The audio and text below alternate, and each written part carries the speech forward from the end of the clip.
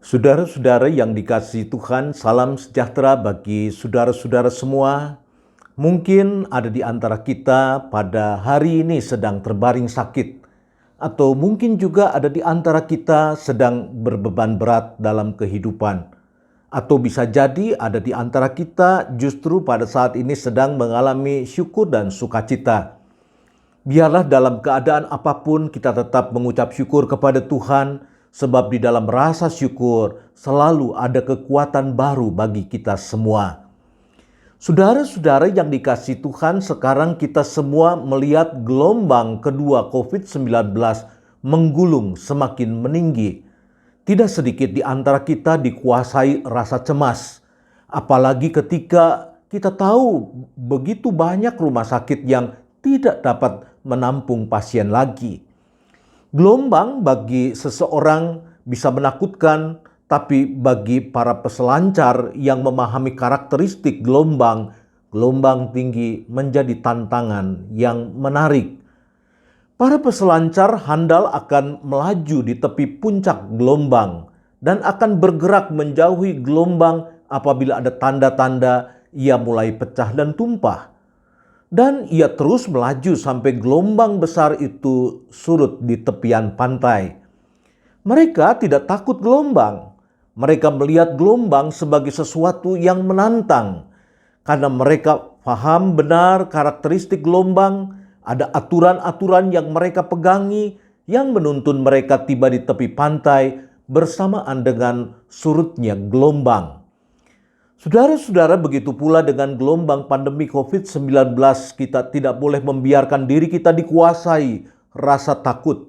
Jauh lebih bermanfaat apabila kita menguasai dan mematuhi ketentuan-ketentuan yang harus kita taati, agar kita tetap dapat beraktivitas di tengah gelombang kedua pandemi COVID-19 yang melanda negeri kita.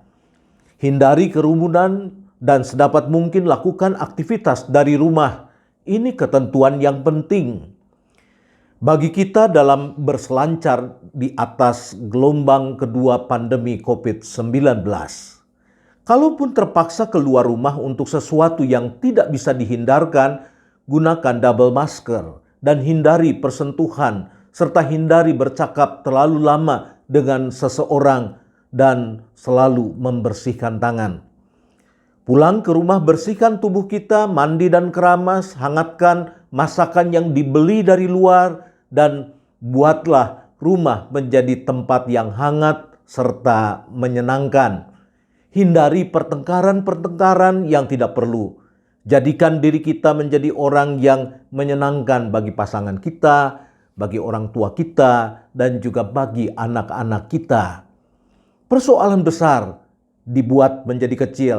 Persoalan kecil kita buat menjadi tidak ada. Bagaimana caranya? Tentu kita mesti mendialogkan dengan seluruh anggota keluarga dari hati ke hati tanpa kemarahan. Dan terimalah kekurangan setiap anggota keluarga dengan senyuman dan jangan sebaliknya. Sehingga jangan sampai anggota keluarga tidak betah tinggal di rumah lalu muncul ungkapan-ungkapan yang tidak sedap. Misalkan, pasangan kita atau orang tua kita ternyata lebih ganas dari COVID-19. Mari kita jadikan rumah menjadi tempat perlindungan bagi kita. Rumah yang memberikan perlindungan adalah ketika Allah bertahta di dalamnya. Ia yang mengatur hubungan kita satu dengan yang lain. Dan nantikanlah janji Tuhan ini. Orang yang duduk dalam lindungan yang maha tinggi, yang bermalam dalam naungan yang maha kuasa, akan berkata kepada Tuhan, tempat perlindunganku dan kubu pertahananku adalah Allah yang kupercayai. Sungguh dialah yang akan melepaskan engkau dari jerat penangkap burung dan dari penyakit sampar yang busuk. Mazmur 91 ayat 1 hingga ayat yang ketiga. Tuhan Yesus memberkati.